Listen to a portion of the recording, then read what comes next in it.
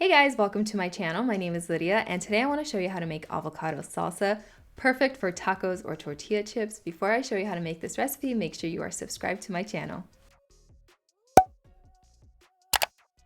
First thing I want you to do before you even get started with this recipe is to make sure all of your produce is clean and washed.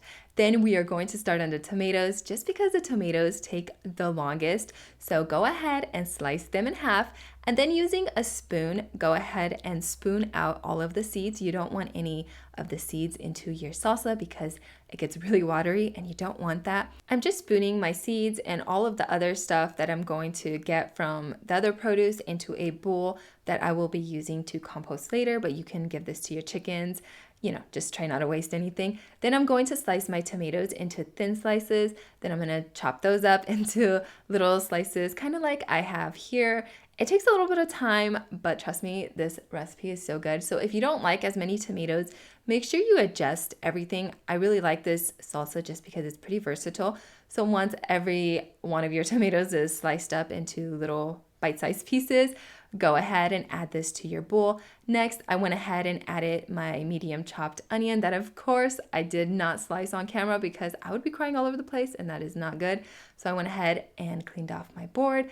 I sliced my jalapeno in half. So I'm actually using a jalapeno and a half just because I had an extra one. And I went ahead and removed the seeds also because I didn't want those in there. If your jalapeno isn't as spicy, you can add extra. It is entirely up to you. And then of course, if you don't like extra spice, probably add half a jalapeno. And then I'm going to be slicing my jalapeno into thin slices. And then those thin slices, I will be chopping them into little bite-sized pieces. You want to try to get your jalapenos as small as you can possibly get them. You don't want big chunks of jalapenos just because if it is spicy, you don't want anybody biting onto a big chunk of jalapeno. That just wouldn't be good. So once you have sliced those up, add that to your bowl as well. And then we're going to get started on my favorite part of this recipe, which is the avocados. I love avocados, you guys. Make sure they're not too mushy when you buy them. Make sure they're a little firm. Slice those in half. Take out the pit. I'm just using a knife. Be careful. Try not to cut yourself. And then I'm slicing the avocado in half, removing the skin by peeling it off. They say that this is the best way to clean up an avocado just because you get all the vitamins and minerals.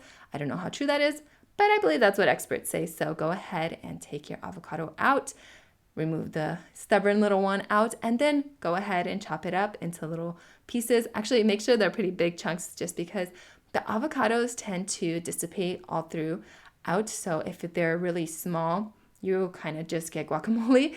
And we're kind of going for a salsa. So once everything is nicely chopped up, add that to your bowl as well. Keep in mind that once you slice up your avocados, they tend to brown really quickly, so try to slice them up last or right before you slice up your limes. So go ahead and roll out your limes to release some of that juice in them, slice them in half, and then using a fork, pierce the membranes so the juices release even more. This works all the time with citrus if you are trying to juice anything citrusy. So you can add more or less citrus or lime to your recipe. It is entirely up to you. I do like my salsa to be a little bit on the zestier side. I like it a little bit tangy, but it is entirely up to you. Once you are done adding your lime juice, keep in mind that this salsa is pretty good right when you make it. It's not really good like the next day. But I mean, you can eat it the next day. It is entirely up to you if it lasts that long. So just make sure you are making this right before you plan to serve it.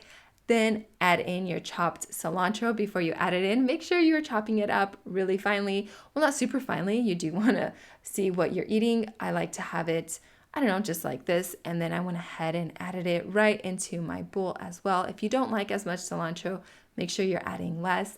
And then, of course, you are going to want to season all of this just because there is pretty much no flavor, and the avocados and the tomatoes definitely are a bland without some salt. So go ahead and add some freshly cracked black pepper, some salt. I know this seems like a lot, but do keep in mind that there is no salt added. And then ever so gently, I want you to start mixing up your salsa. Be gentle with it just because the avocados will tend to mush up pretty quickly and you don't want that. So just make sure it is, combined and you're not being super rough with it. If you got those things, those wooden spoons for salads, maybe you should use those. I don't, I'm just using what I have. And then I went ahead and mixed up everything. Make sure you give your salsa a quick taste and add any more salt and lime juice if you need to, or anything else if you feel like the salsa needs it. Give it another quick mix and you are ready to serve it up. So today I'm actually serving it with some tortilla chips. Normally I love to serve this with some fish tacos just because those are my favorite, especially now that the weather is a lot warmer. Fish tacos are the way to go with this nice, cool, refreshing salsa. I have to give my sister credit for this recipe because this is actually her recipe, but the only difference is when we make this recipe together, we never measure out anything or like count the produce. We just kind of add it and taste it, make sure it's good, and then we serve it up. So this is totally my sister's recipe. I just wrote it out for you guys. So make sure you use my recipe as a guide. Add in as little or as much avocados, tomatoes, or any of the produce. Make it your own recipe because it is super good. Thanks so much for watching. I hope you guys enjoyed this zesty, refreshing salsa. Until next time, bye.